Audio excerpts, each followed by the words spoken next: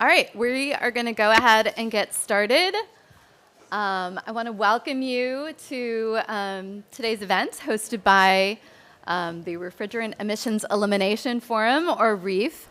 I also want to thank the National Academy of Sciences for this great space that we're in today. I also want to publicly thank them for the climate report that they released recently, making the connection once again between greenhouse gases and climate change. So I am going to be your moderator. My name is Alicia Khan. I am the executive director at REEF. If this is your first connection with REEF, maybe with refrigerants, who knew that so many people were interested in this topic? I hope that you had a good time walking around and meeting people and learning about some of the things going on. And we are going to continue that momentum this morning with our wonderful panel. I think as you go about the rest of your climate week, some things to remember are that refrigerants are the fastest greenhouse gas, growing greenhouse gas, say that 3 times, globally. And some refrigerants have a global warming impact 2,000 to 4,000 times that of carbon dioxide. So take that as a talking point as you move around your other events. They're also extremely important as we need to stay on top of cooling as we face more and more extreme heat events. And we're doing important work around electrification and deployment of heat pumps. We need to also pay attention to refrigerants. So we're excited to have you here. There's a lot of ways you can stay involved with us at REEF and with refrigerants in the community. I'm going to just mention a few things we've got going on in the coming months really quickly. We're launching a membership drive. REEF is an independent nonprofit organization, not an association, but we like to aggregate the collective voice of progressive building owner-operators to drive action to reduce global warming impact of refrigerants and cooling. So if that sounds like a cause worth supporting, please join us. We are also looking to launch a recovery platform initiative, and we're in some interesting discussions to figure out what that's going to look like, so keep an eye open. And I want to make sure that everyone's aware if you want more cooling, you want to get with, continue with the cooling community and go to another event. A really wonderful one is coming up in March, the Yale Cooling Conference that we are co-sponsoring with the Carbon Containment Lab and others. So please put that on your calendar. And then let's get to it. So we are going to use this platform to submit questions electronically. So during the panel, if you have some questions and you want to go and submit those, we will take those. We also have mics in the room, so we'll do a little bit of that as well if you want to get up and you'd prefer to ask your question directly. So we are going to go through our panelists. I'm going to introduce them one by one, and then we have a short video that we're going to show and work our way through that way. And then when we're finished, we will move on to Q&A, and I think we'll have a really good amount of time to get into questions, wherever you want to take that. So get ready and start thinking about what kind of discussion you want to have and what questions you have. So we are going to start with Adam Slavny. He's the CEO and co-founder of Pascal. It's an early-stage HVAC manufacturing company pioneering the use of solid refrigerants. And this is a breakthrough technology that eliminates atmospheric emissions and enables more efficient air conditioning and heat pump systems. So Adam is a materials chemist by training. He earned his PhD in chemistry from Stanford, and he completed his postdoc fellowship at Harvard University's Center for the Environment. And when he was there, he researched porous materials, phase changes, and the technological and economic aspects of the clean energy transition. So with that, let's take a look at the video for Pascal.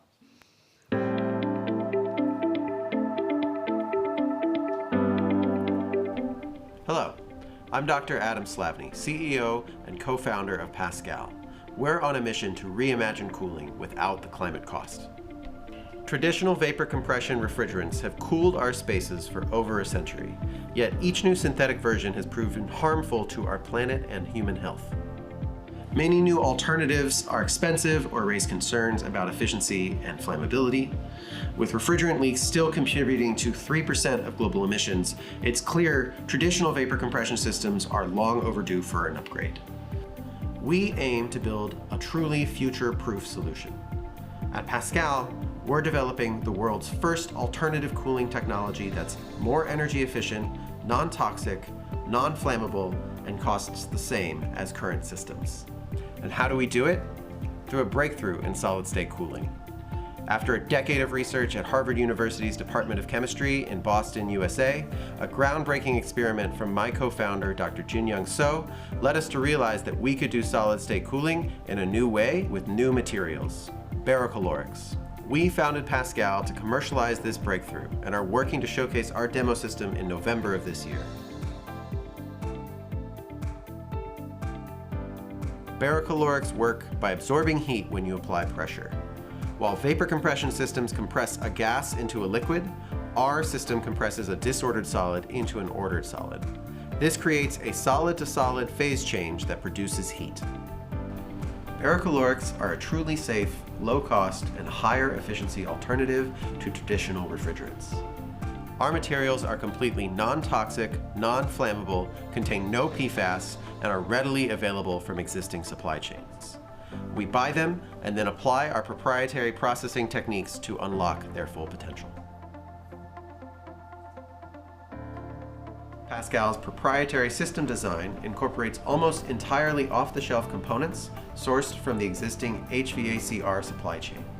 We assemble these components into a unique configuration, incorporating our low-cost solid refrigerant materials. This configuration allows us to achieve cost parity with existing vapor compression systems. Because our solid refrigerants have 40% greater energy density compared to conventional gas refrigerants, we are anticipating at least a 20% improvement in energy efficiency over today's best-in-class vapor compression systems. We are currently working to show this efficiency in a full-scale demonstration system completed in November. While our technology can be used for both heating and cooling and is competitive across most product categories, including air conditioning and space heating, our first focus is the global commercial refrigeration market. We aim to demonstrate a first-of-a-kind 1 kilowatt commercial refrigerator this November.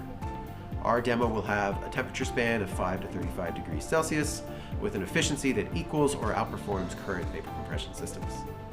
We are currently in discussions with potential commercial refrigeration customers to bring this product to market over the next several years. As global temperatures rise, cooling is no longer just a comfort issue, but a human health necessity. To address this crisis, Pascal is bringing solid refrigerants out of theory and into the real world. We are on a mission to create the next generation of cooling without harming the planet. Join us.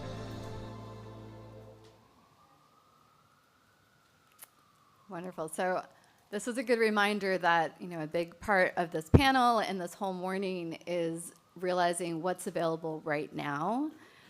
So this isn't about needing to wait a long time for solutions, but we actually have solutions available. So we're going to move on, and I want to introduce Mike Armstrong. He's the president and managing director of AGAS in the Americas. Mike's responsible for strategy development, business execution, and technology deployment in the rapidly growing Americas marketplace. He joined this team in 2016 as the first chief operating officer and assumed leadership responsibilities as the president of AGAS in the Americas in 2017. And prior to that, Mike served for over 15 years in a variety of engineering, commercial, and operational leadership roles with Linde and which is a global leader in the industrial gas market. So welcome to Mike, and let's take a look at the AGAS video. Refrigerant recovery is the foundation for life cycle refrigerant management, as without safe refrigerant recovery, there cannot be reclamation or reuse. AGAS Rapid Recovery is an on-site refrigerant recovery service that gives businesses an easy way to contain their used refrigerants. Not a whole lot of companies do what we do. We handle some of the grunt work that they don't want to do, and we can do it 10 times as fast as they can. The recovery portion, cylinder exchanges, and buying back used material that otherwise can't be used. We play a big role with our contractors, whether that be HVAC, mechanical, or demolition contractors. Our whole purpose is to get on site and not only help them save money in the project, but offer an environmental solution. We do not want any of these products getting vented to atmosphere, no matter how low the GWP is. Now it's not only the cylinder to recover the product, but it's making sure the technicians have equipment that are rated to work with flammable gases. That's really important for people. So by us being able to contain it in cylinders, reclaim it, we're saving the environment one recovery at a time. I'm Kate Horton, Wonderful. All right, I'm going to move on and welcome Brian Coleman. Brian is the chairman of the board, president, and chief executive officer of Hudson Technologies Company. Hudson is a leading provider of innovative solutions to recurring and reclaimed refrigerant management. He assumed the CEO role in 2020 after nearly 2 decades as president and COO, and previously served as the company's CFO. And before joining Hudson, Brian was a partner at BDO USA PC, where he spent a decade supporting clients across diverse industries. So let's take a look at the video for Hudson Technologies. I'm Kate Horton, Senior Vice President of Sales and Marketing at Hudson Technologies, and I'm pleased to introduce Hudson today. Hudson is widely regarded as an expert in life cycle refrigerant management. LRM is a comprehensive approach to managing refrigerants in the HVAC life cycle, including leak prevention, recovery, reclamation and reuse, and destruction. Recovery and reclamation of refrigerants are overlooked climate solutions that prevent the release of refrigerants into the atmosphere. Despite the undeniable benefits, utilization remains low here, with only a small percentage of refrigerants recovered and reclaimed annually in the US. Hudson educates our customers that their refrigerants and systems are assets and not liabilities. Thinking this way changes the importance of their refrigerant and ensures that every pound is managed and maintained to AHRI standards, prevented from leaking out of a system, and preserved for recovery at the end of life of the unit. Taking this approach, system owners achieve the full economic lifespan of their units and avoid unnecessary emissions of greenhouse gases to the atmosphere, thereby lowering their carbon footprint. In 2024, Hudson sponsored a report by the Rocky Mountain Institute that found reclaiming R410A, the most popular refrigerant used in US homes, can reduce greenhouse gas emissions up to 70% compared to producing newly manufactured virgin refrigerants. Companies choosing to proactively use reclaimed refrigerants in their operating systems benefit from a lower carbon footprint while taking steps to reduce the impact of refrigerant emissions have on our environment. Our expertise also extends to the engineering and chemistry of operating systems, particularly chillers and industrial process systems, and incorporates system performance evaluation and the effect contaminated refrigerant can have on cooling output and energy consumption. Refrigerant contaminants such as oil and moisture reduce the heat transfer and increase energy consumption. Hudson's patented and proprietary Zuckerbeast is the world's fastest distillation machine, is portable, and is the cornerstone of our refrigerant side services, optimizing chiller performance and reducing our customers' carbon footprint. Lifecycle refrigerant management and refrigerant reclamation will be essential to meeting the demand for existing systems, limiting market disruptions, extending the useful life of existing systems, and ensuring a smooth transition for customers. Please join Hudson as we reclaim the future together. Great, so welcome, Brian. Our next panelist is Adam Dykstra. He's the co-founder of FM Hero and is a longtime leader in the refrigerant recovery, reclamation, and compliance industry. He previously co-founded and served as CEO of Rapid Recovery, building it into a national leader in refrigerant services before turning his focus to FM Hero, where he drives innovation in facility management technology. And Adam also partners with MBI Automation, expanding his expertise into advanced automation solutions. Beyond his professional leadership, he's a dedicated husband and father of 4, an instrument-rated pilot, and an active business and church leader with a deep commitment to service and community. So let's take a look at the FM Hero video, please. Welcome to FM Hero. We're excited to have you join the realm of heroes and to have the opportunity to be your sidekick throughout the rest of your career. FM Hero is a refrigerant management platform to help you and your organization meet the federal and state regulatory requirements that we all encounter in our industry. Every time you install, charge, recover, fix a leak, or scrap a unit, the EPA requires you or your team to record your work. Every disposable, refillable, or recovery cylinder you use has a documentation requirement tied to it too. Recent regulatory changes now place the burden of documentation on technicians, contractors, and equipment owners or operators of larger systems as well. Whether you are a tech in the field, managing a team of heroes, or are running a facility or a multi-site enterprise, FM Hero shields you and your organization from potential violations or nefarious bad actors seeking to clip your wings. Our tools are built with a field-first mentality, while also ensuring that every player in the ecosystem has what they need, when they need it, driven from a single source of truth. Once you join the Heroverse, you'll use your camera to scan nameplates, your phone's location to pull down addresses automatically, a few screen taps to fill in the gaps, and you're done. Back at the office, you can see your team's real-time activity, track all your services, cylinders, and refrigerant movements with ease. Never lose another tank or pound of refrigerant again, and provide a professional branded summary of services to your client with confidence. All the while, you'll be shielded from those nefarious nosy nellies, trying to catch you or your team on their camera phone, and accuse you of being a villain instead of the hero you are. Let's get you started on your hero journey. Sign up for a demo, or download the app now.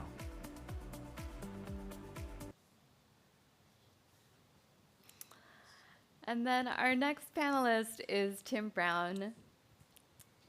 Tim is the co-founder and CEO of Tradewater, a mission-driven company that collects and destroys greenhouse gases. Under Tim's leadership, Tradewater has prevented the release of more than 10.5 million metric tons of carbon dioxide equivalent by eliminating old refrigerants and methane from orphaned oil and gas wells. With over 40 years of experience in carbon programs, environmental policy, and pollution prevention, Tim has founded and led multiple impactful organizations.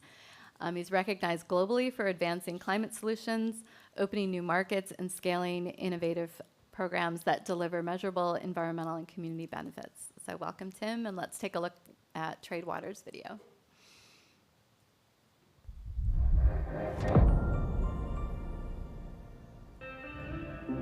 Our planet is facing an existential threat, and that's why Tradewater is on a mission. At Tradewater, we're focused on non-CO2 gases. The reason is that many of those gases are really potent. They include refrigerants, which they can be up to 10,900 times as potent as carbon dioxide. Finding refrigerants like CFCs is really hard. There is no map that shows you where they are. There's no data sets that tell you who has these refrigerants, who bought these refrigerants, even where they were sold decades ago. It's literally a scavenger hunt that we put our team on. We go about finding these gases all around the world. We engage with authorities from ozone directions in different countries.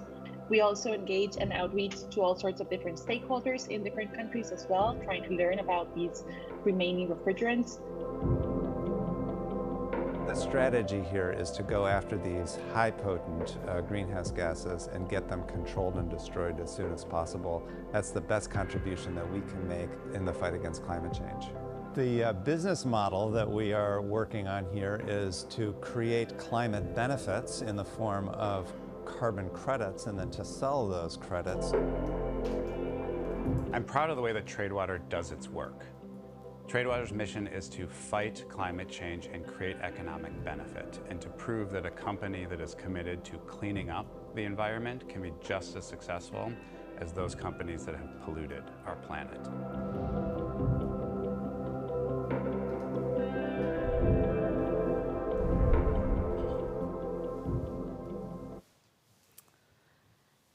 And last but not least, Adam Shorey. If you're counting, yes, we have 3 Adams on the panel.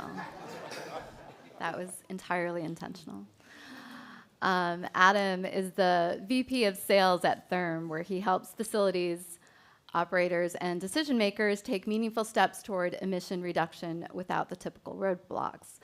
With more than a decade of experience in HVAC and refrigeration, industrial refrigeration, and decarbonization, Adam brings expertise in sales, engineering, business development, and project management.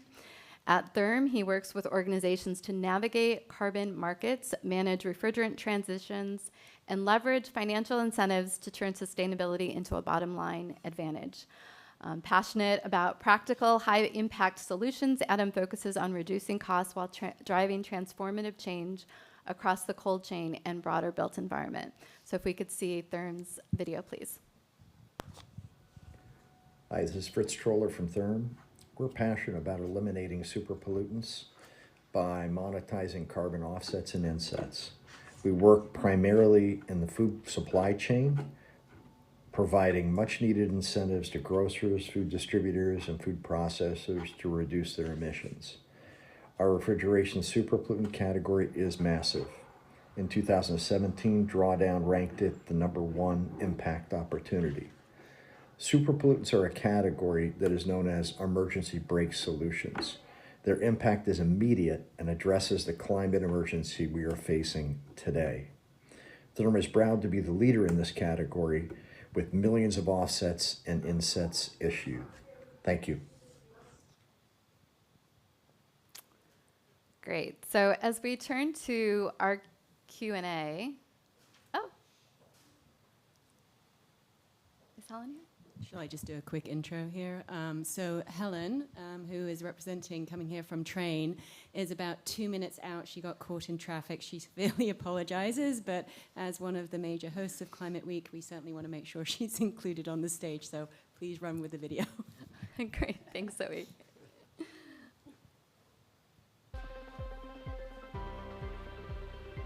From heating and cooling the spaces where we live, work, and play, to ensuring access to healthy food and medicine. The world has demands that need to be met now.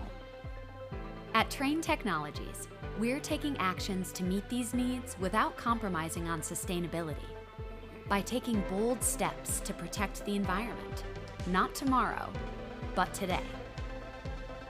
Right now, our technology in schools helps keep classrooms comfortable, creating environments that make it easier for students to learn and thrive. Right now, our technology is cooling trucks that transport fresh food from farms to kitchen tables efficiently and safely every step of the way. Right now, our technology is helping scientists and healthcare providers store and deliver temperature-sensitive medicine that helps support health and well-being.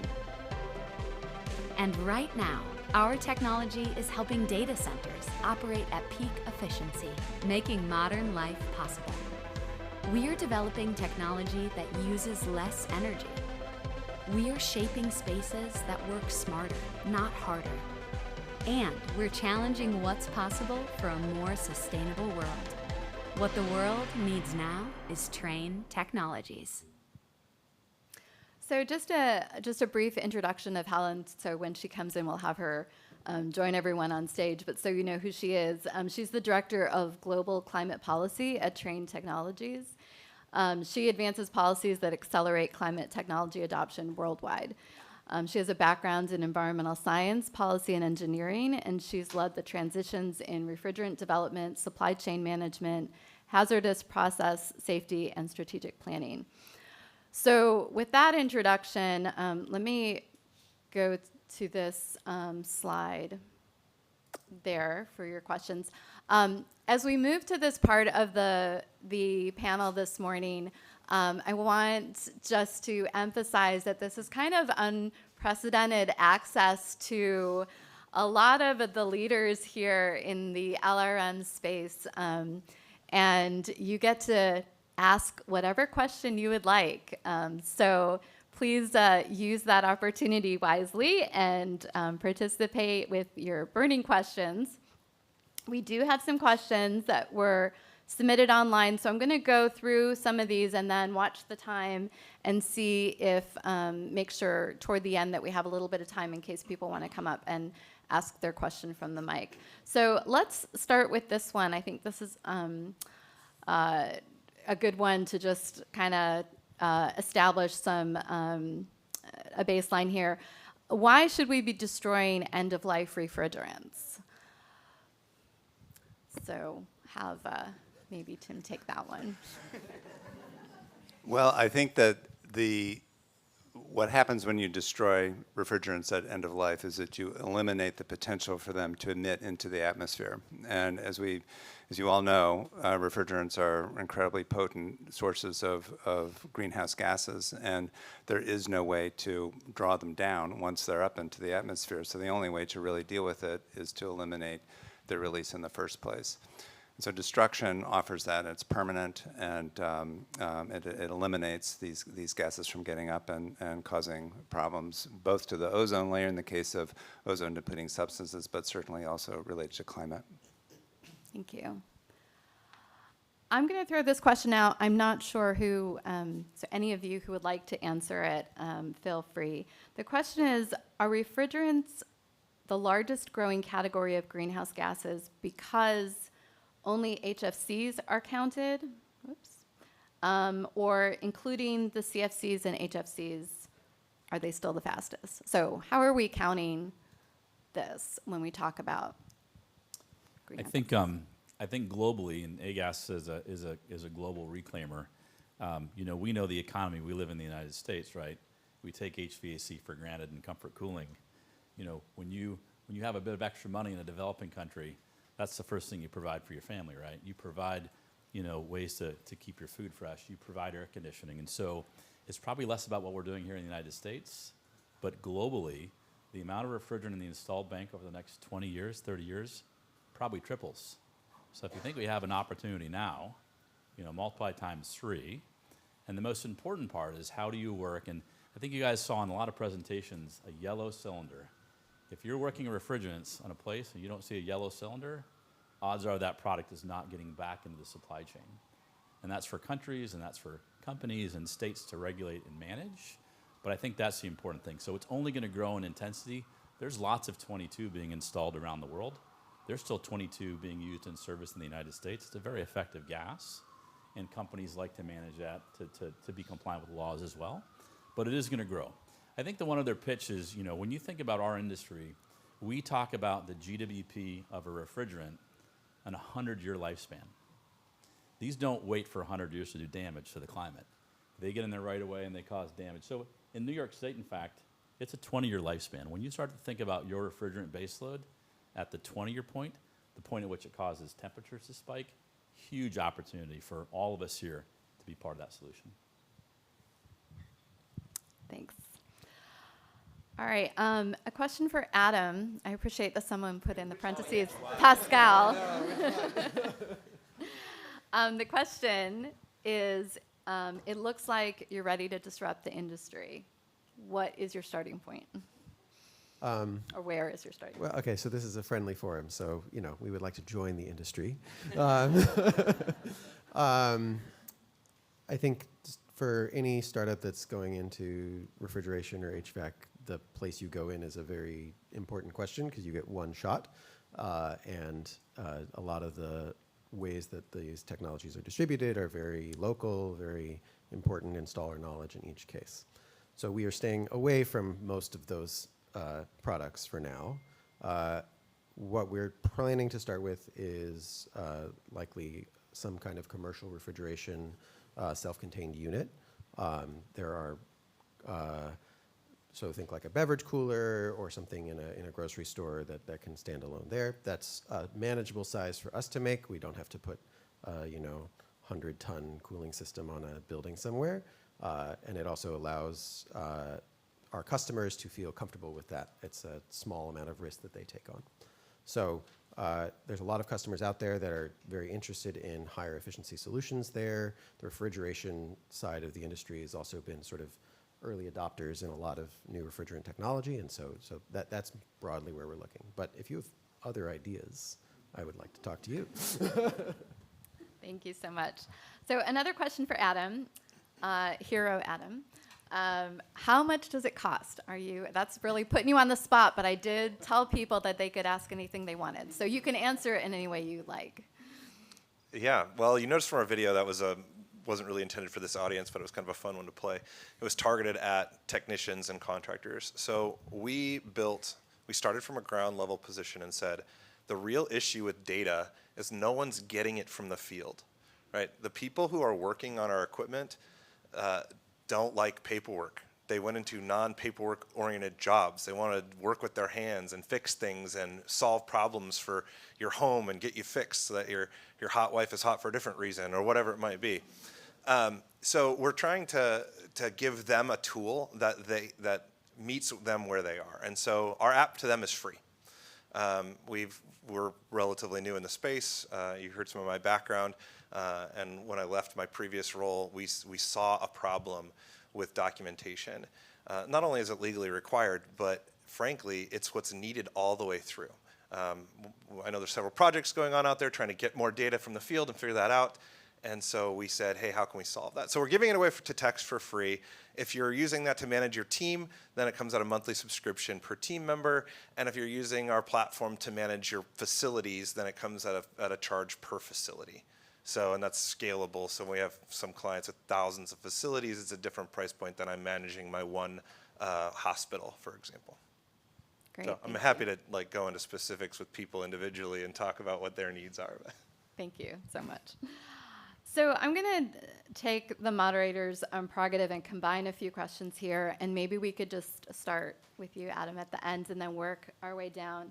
So people are asking about what piece of legislation is currently in practice or would you like to see that would have the greatest positive impact on your work, the industry at large, or specifically, I think, what you do. Also, a question about what regulatory changes do you expect, and then another one about incentives. So I think all of this together, how are you looking at regulation that's either coming or you'd like to see, and or other types of incentives that you feel would be really helpful in helping you help the industry move forward? Yeah, sure. There's a lot to unpack there, so I'll try to do my best. I'm sure some of these folks will talk about the AIM Act, so I'm going to skip out on the AIM. I'm just assuming someone down here is going to do that. So I'm going to go to building codes, which is sort of regulatory. I was talking to some folks today about this already, but we kind of based our company on what Europe's been doing on refrigeration, and they have a lot of CO2 installations and propane installations, and frankly, our U.S. building codes for flammability has not quite caught up for propane, specifically propane and HVAC. So I would love to see that, especially here in New York City. It's really tough. The NY Fire Department is a great organization, but they make it really, really hard, and they're obviously afraid of buildings burning down, as they should be. But I do think some leniency there would allow for a lot of really cool technologies to be implemented in the U.S. For HVAC decarbonization in a faster manner. And then incentives, that's our shtick. Happy to talk about that anytime, but we're really focused on refrigeration systems in use and converting those to a lower GWP system or maybe a solid state system. That'd be pretty cool. So would love to talk to you, Adam. And yeah, we were able to create an environmental attribute based on that and sell it on whatever market, voluntary market, compliance market. So there's a bunch of incentives out there for these GWP reductions, and happy to chat more. So we're at the end of the line. We're at the end of life, and I'm not really sure what kind of legislation would really pertain in this case. I mean, many of the gases that we collect and destroy are already banned from production by the Montreal Protocol, which is then has been adopted by most countries. So but what the Montreal Protocol didn't do was address gases that are still in use. So there's sort of a gap in the Montreal Protocol. And this is where private climate finance can come to the table. to take care of that and to create a funding mechanism in order to collect, control, and destroy those gases. And where that takes place is either in compliance markets, which actually would be a place for regulation, but also the voluntary market. So we've done quite a bit of work in California and now in Washington, and those regulated programs really have enabled a great number of gases to be destroyed and funding to flow to get it done. And as that expands into other states or in other countries around the world, I think we would look to that as a really nice opportunity. I'll pass the mic really fast. No matter what the regulations are, documenting the work that's being done is critical. So for us, we're along for the ride. I would say, if, like in most things, if there's a submission process or requirement to actually prove that you documented, it would help adoption, right? So if we want people to document, we need to make them show us that they did document. So I would say that would be helpful.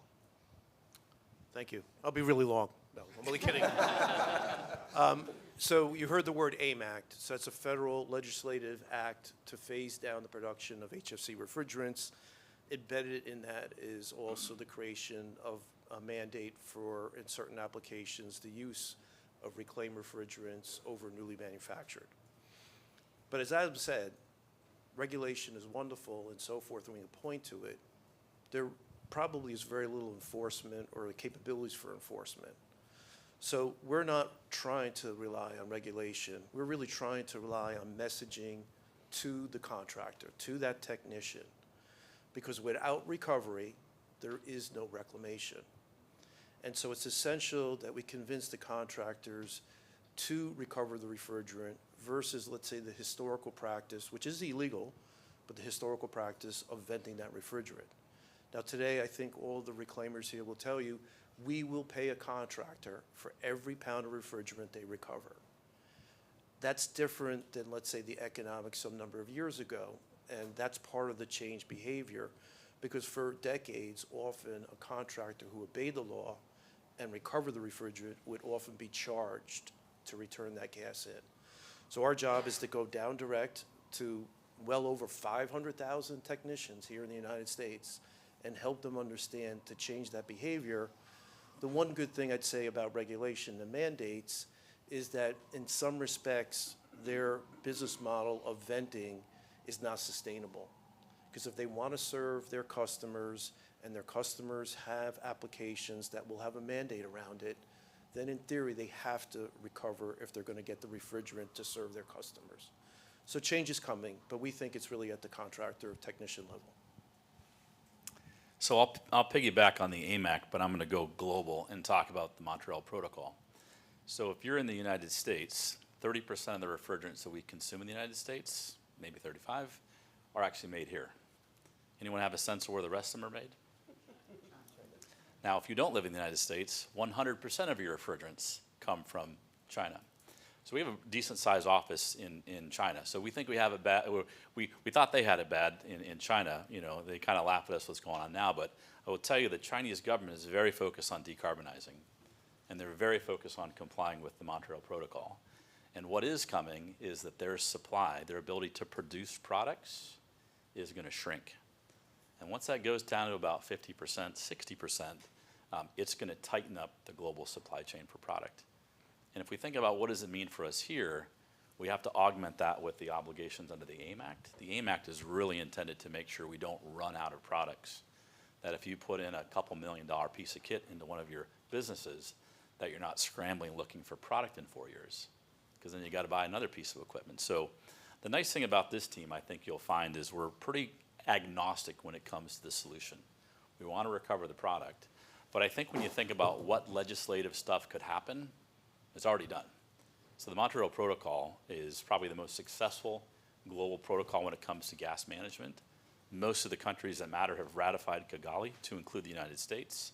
And I think that's something that as an economy, the state level, and even at the federal level, believe it or not, they also understand the implication. That's what we all have to plan our businesses around and have conversations around solutions for our customers, solutions for our homeowners, to make sure that we're not creating a refrigerant desert by not having enough products and technology to support that. So I probably have a slightly different answer than the rest of you. We would certainly like so the obvious ones that would be helpful for us are refrigerant bans or lowering the GWP threshold. I understand that that's a long process and we don't want to do that way too fast to avoid all those problems. I think I'll highlight another area that is overlooked in my opinion, which is how the standards are written and the language in a lot of the standards around efficiency and performance metrics. A lot of those, just by the historical record, are entirely focused on vapor compression to the point of specifying you have to have a compressor speed that operates at a certain, flow rate, et cetera, and that just simply doesn't apply to the way our technology operates. And so our ability to actually do that standard, even if we can produce an efficient system or a performance system, we just can't do the standard. And so thinking through where the standards have been written to sort of only allow vapor compression systems and perhaps making that language more technology neutral would be very, very helpful for us. It's something that we're working on sort of case by case. Hi, nice to see you all. I'm going to start from the beginning and not take too long, I hope. My name is Helen Walter-Tiernoni, and I work for Trane Technologies. We have 29,000 employees in the United States, 4,000 of whom are technicians. We have 200 plus Trane supply stores, so we are technicians and contractors, we are distributors, and we are manufacturers, and we're also energy services, so we'll come in and manage your building for you. So I have a list of things I'd like to see from a policy perspective. My number one priority, I don't know what all was said here, I'm sure it was really great, these guys are awesome, we need to recover refrigerant, right? And I'm sure people have said that, but like we are dead serious. We need to recover it. I don't care what you do with it afterward, recycle it, reclaim it, destroy it, recover it, right? And so how do we help people, how do we make it easy to do the right thing and hard to do the wrong thing, right? So one of the things that we have been doing is for years, we've been documenting on paper what happens at the end of life, right? Like this big stack of paper. And then I come in, I was so excited when I joined this company. I'm like, oh goody, let me see your data. And they're like, yeah, let us go through the big stack of paper. And I'm like, where's the app, party people? So they now have an app. We now have an app that we use internally. So we document, and if you hear of someone getting their equipment serviced, did you know that EPA requires that your technician hand you a piece of paper that says, this is what I did to your stuff, including how much refrigerant I may have added to it. And so I don't know if y'all talked about that, but that piece of paper, that interaction is supposed to happen. So if you hear somebody, I got my equipment serviced, or I'm going to get my equipment serviced, I want the piece of paper, right? Show me what you did. Show me where the refrigerant went. So we are documenting on an app what happened on the service call, but also how much refrigerant did I recover and where did it go, right? And then if it goes to one of our Trane supply stores, we actually have set up some programs with some of the people on this panel that are wonderful, and I don't want to talk about which does what, but we have some partnerships with some folks on this panel so that we will work with our customers to go where they are and pick up their refrigerant. Like, we'll literally come to your house and get your refrigerant, not literally. We'll go to the technician's site and go pick up the refrigerant for them and take it back to our store. We have a very strong commitment around circularity, and this is a piece of the puzzle to meeting that goal. So, and then we bring it back to one of these folks here, and they do whatever it is that they do with it, and we don't worry about it after that. But we do worry about that recovery. And so we have internal metrics and requirements around all of that data collection. And I would love to see from a policy perspective, I have a little table that I show people sometimes, Alicia, that shows what we do. Tell me, if you're a contractor, how much refrigerant did you bring to the site? How much refrigerant did you remove from the site? Where did you take it, right? If you're a distributor, how much refrigerant did you sell? How much did you take back? Where did it go, right? And reclaimers know what they need to do with it. The folks who do destruction know how they need to document that. And I think if we do, and I think you're already saying this, you guys are talking about documentation.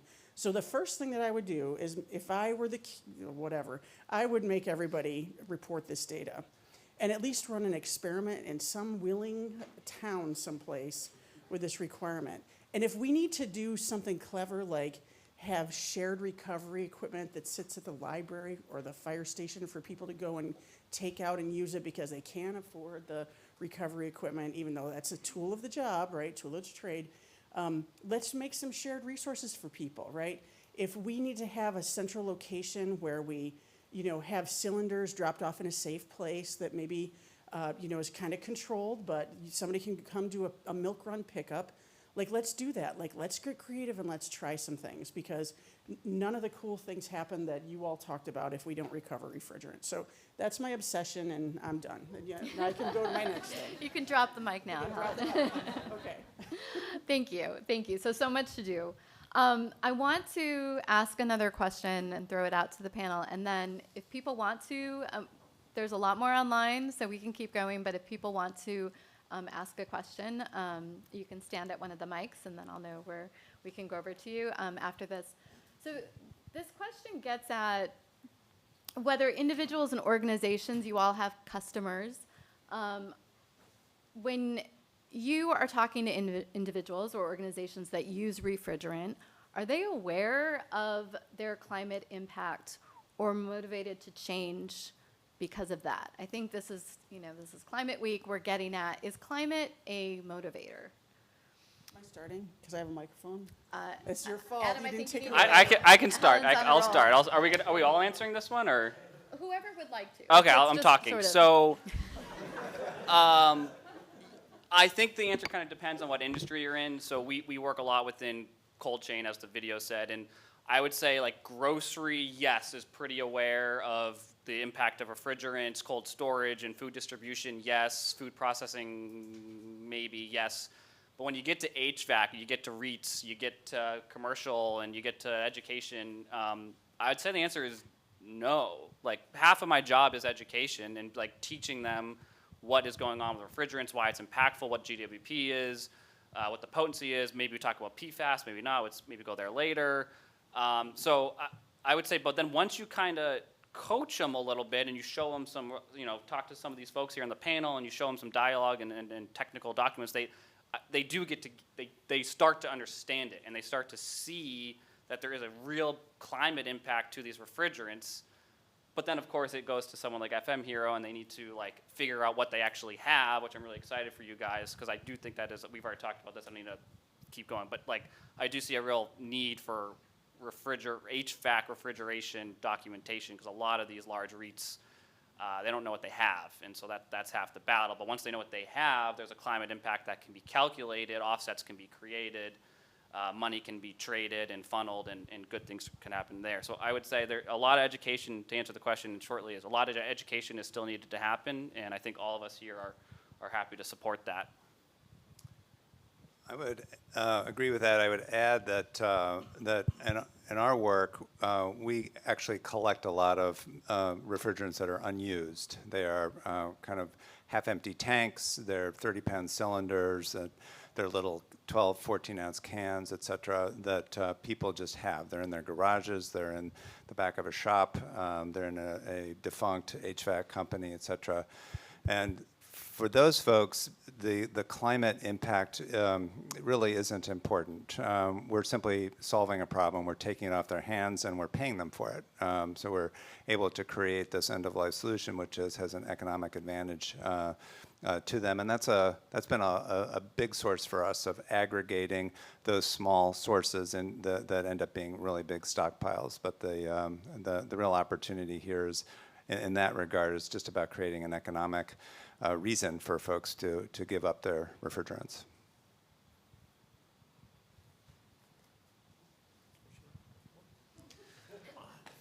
Yeah. I don't know. Everyone's speaking for me, so it's been fantastic. Thank you for promoting my product. I would say no, they don't, by and large. I would say agree grocery does. Where there's heavy enforcement, there's heavy awareness. where there's no enforcement, which is the vast majority of the HVAC refrigeration space. There isn't, and that's sad. I don't want to be the guy to stand up here and advocate for enforcement, but frankly, a little enforcement goes a long ways in an industry. I would say, there's more, the economic benefit is great. So education helps. We meet with contractors all the time, and met with two of the largest residential contractors in Arizona. That's about as detailed as I want to get. And between the two of them, one said that they lose 20% of their product, the other says they lose 30% of the product they bring in their door. So they buy product, and it walks out the door because it went into somebody's truck on the weekend to do side jobs, or they recovered gas, and it wasn't actually recovered.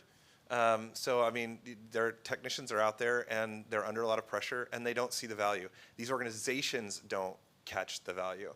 That changes when the price points get high, whether it be on the dirty refrigerant side from the reclaim folks, and they're paying a good chunk of change for this stuff, so it actually justifies the time commitment and the cost of doing the recovery at this point, or whether it's on the price point of the new product that they're buying that's disappearing. And that might be, a chunk of this really comes out of these little cans. We sell it in these 20-pound cans, if you're 454B, whatever, type of refrigerant, and you can only get so much out. And so there's a little bit left in the bottom, and it just goes away. That should be captured. That should be recovered. That material is harmful to the environment, but it's also valuable. They pay a fortune for this stuff. And there's a shortage of it right now. So, I would say there's economic benefit here too. So education goes a long ways. So our opinion is a large majority of system owners don't even understand any relationship to the environment and the refrigerant. They certainly understand the relationship that they have a cooling system that's providing some amount of cooling. But how it works and so on down the line, I doubt there's a significant amount of awareness. Some industries slightly more, certainly, particularly those that are more regulated. So as I mentioned a little bit earlier, we're trying to convert contractors to change their behavior. The same thing would be true for system owners. We want system owners to change their perspective on their systems, not think of their systems as cost centers or liabilities, but to think of their systems as assets. And remind them, when they reach end of life, which typically could be 20 years, as reclaimers, we're going to pay them for that recovered refrigerant, and that value is going to subsidize the cost of a new piece of equipment. So we're just beginning to try to have that dialogue. And as everyone is here describing, we're trying to change past behaviors to have better practices around life cycle refrigerant management. You ever remember taking a test as a kid in elementary school where you did so bad, then instead of getting a grade, the teacher just said, "Come see me"? So here's the data, right? This just came out too. This is public data. This is from the EPA. It's horrifying, right? So consumption of HFCs. Now, everyone has their own number. My number is probably 2 billion pounds of HFC in the U.S. installed bank, in your ACs, in your kids' schools, in your hospitals. The EPA data would say that we put in 230 million metric tons of refrigerant into the market in 2024. We call those consumption kind of based modeling. That and the drawdown of the stockpile in the United States. We recovered less than that. We recovered 9 million pounds of refrigerant in 2024. So, this is the CME conversation, right? This is below 10%. This is terrible. And it either gets leaked from appliances. We can work with people around that. Leak rate is really important. Some of the technology Adam's talked about is a big part of creating awareness. But between that and end-of-life management, that's the other 95% of the number. Now, fast forward, you guys have read the 90 gigaton challenge that a bunch of the really good environmental teams put together. A bunch of us helped with that. There's 90 billion tons of refrigerant that need to be recovered between now and 2060. Can you imagine if we let 95% of that vent into atmosphere? 90 billion tons of CO2 emissions is 3 times the global emissions of everything. And that's the opportunity we have. And so it's a big deal for us. But the question is, are people aware? Not if we're losing accountability of 95% of this. And everyone plays a role in that, no matter where you're at. Even as a homeowner, quite honestly, with how we manage these gases. I think I don't have anything much more to add beyond what everybody has said. I can just say that we are trying to find customers that care a lot about opportunities for new refrigeration tech. We have found some.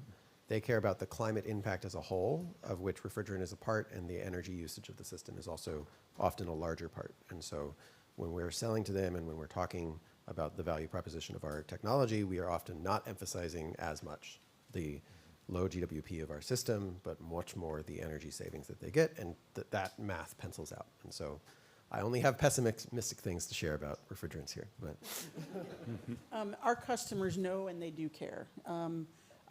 We share that information with our customers, so our commercial customers. I'm going to bifurcate this, right? Our commercial customers understand this, and they have an expectation that especially if we're maintaining the system for them, that we're going to handle this correctly. I think that we all have work to do from a homeowner awareness perspective, but I will say this. I don't care if you talk about this from a climate perspective. I don't care if you talk about this from a cost perspective. I just care that we recover the refrigerant. So, like, I don't care which narrative we tell. We just need to encourage people to recover it. And so, if we can keep it depoliticized and a little bit under the radar, good for us. And let's just increase recovery. Oh, did I say it again? Okay, so we're going to have one last question, no pressure, but appreciate you asking a question. If you could introduce who you are and then ask your question, and we'll. Great, thanks. My name is Andrew Himes. I'm part of the Carbon Leadership Forum. I'm the Director of Collective Impact. I'm also on the board of the MEP 2040 Commitment, which is a global movement to radically reduce the embodied carbon footprint or the global climate change, the global warming potential impact of refrigerants as well as MEP systems generally.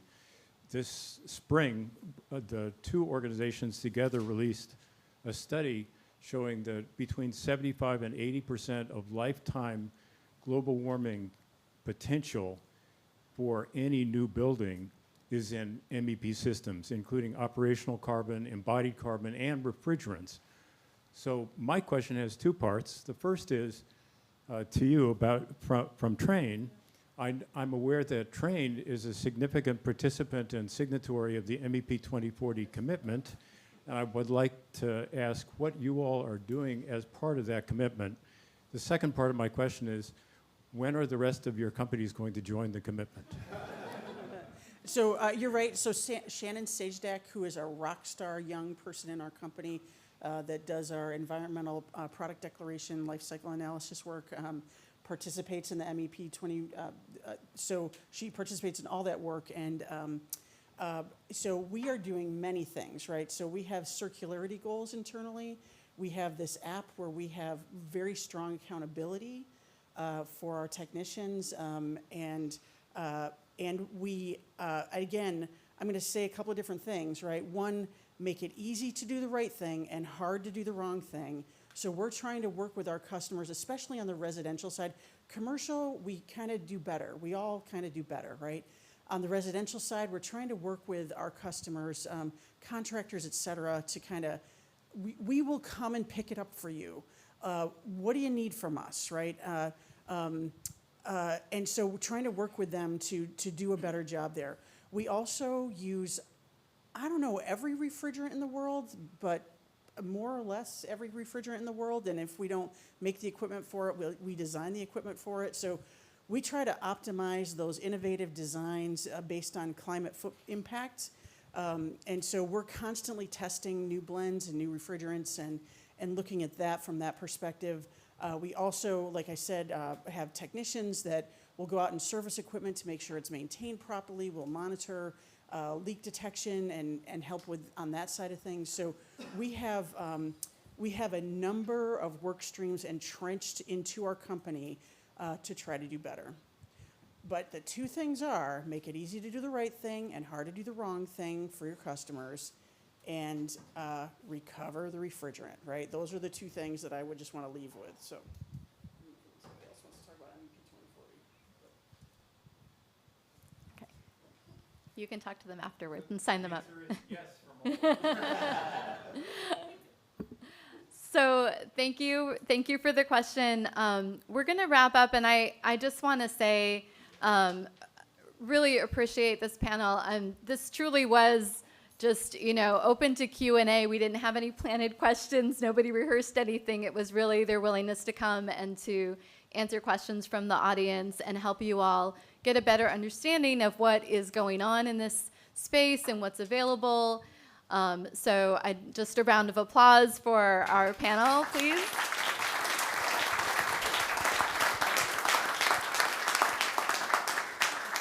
And REEF really, we exist to further these conversations. We had over 275 people sign up for this event this morning.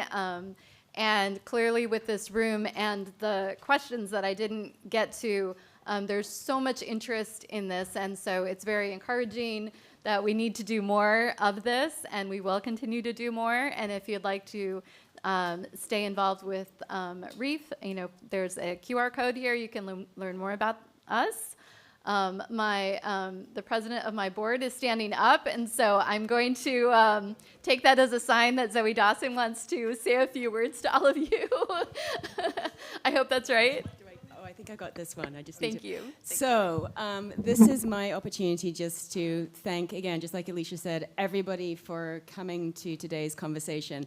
I think I was just remarking, we've been at a couple of the climate weeks. I have been underwhelmed by the number of dialogues around refrigerants. That has changed this year.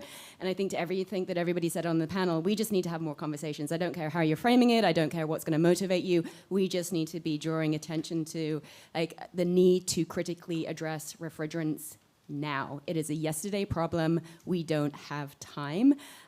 So with all of this said, I am just incredibly honored to be able to serve on the board of directors as the president. I'm really, really proud of what REEF as an organization has been able to achieve. The REEF team itself, it is small but mighty and certainly punches above its weight. Thank you so much, Alicia, for being our executive director in charge of everything, to Jamie Mitchell, to Paul Scott, and to our research intern here. They are the individuals that have worked tirelessly to pull this event together that hopefully it looks like everybody has been enjoying. So I want to just say thank you to all of you, and I hope that if you haven't met them yet, please do so and scan those codes. And I also just want to say a quick thanks to the National Academy of Sciences as well. This is a beautiful building. It was intentionally selected, in recognition of the innovation that we still need to seek to drive to invest in and support market adoption of, irrespective of political winds or other things that we shall not mention. But again, just heartfelt thanks to everybody for joining us today. Please do stay in touch. I think we're going to be given our marching orders by the building because they're going to be doing another event this afternoon. So if you do want to speak with any of the panelists, I think we are able to convene for a little while, probably outside. But yes, stay in touch. We convene and we will be back in Climate Week New York next year. We will be in San Francisco. We are going to be the loudest, squeakiest wheel here on the refrigerant stage, and we encourage you to join us along the way. Thank you. Thanks, Zoe. Thank you. Thank you, REEF. Still on.